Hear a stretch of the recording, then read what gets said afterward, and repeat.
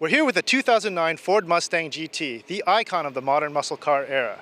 Things are about to get very interesting for Ford, however. The Dodge Challenger is already on the market, and next year comes the Chevrolet Camaro. Ford does have an answer though, and it's called the 2010 Mustang GT.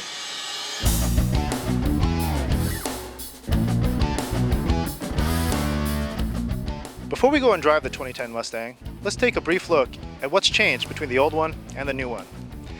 Now what strikes you first off is that the cars haven't changed all that much, and that's because the Mustang GT has been a very big seller for Ford. They wanted to keep the new one less of a revolutionary change and more of an evolutionary change.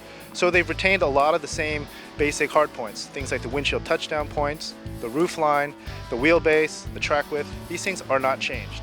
What has changed are basically every single body panel on the car, and as you can see, it's a lot sleeker and it's a lot smoother. Up front, there's a totally revised front fascia and grille. There are headlights that use integrated turn signals, just like a 1970s era Mustang, and this power domed hood. As you move along the side, you can see there are several striking, historic Mustang cues built into this vehicle.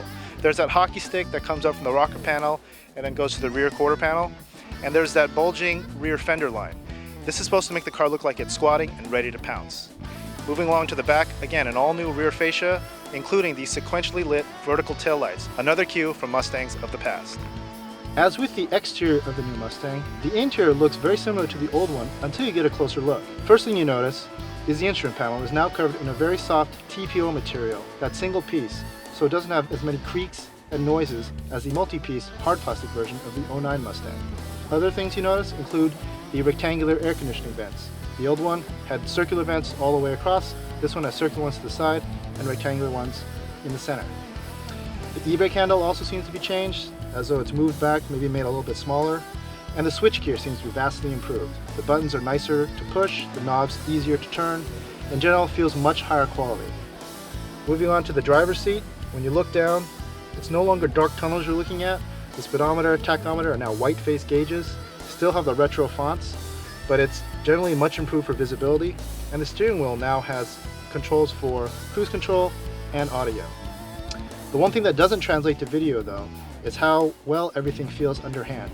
There's been a lot of improvement here in terms of the surfaces, the textures, and general materials. Everything feels a lot better in this new Mustang.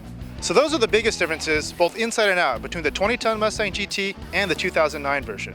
But Ford says the biggest improvements are in the way this vehicle drives. So let's go see how she runs.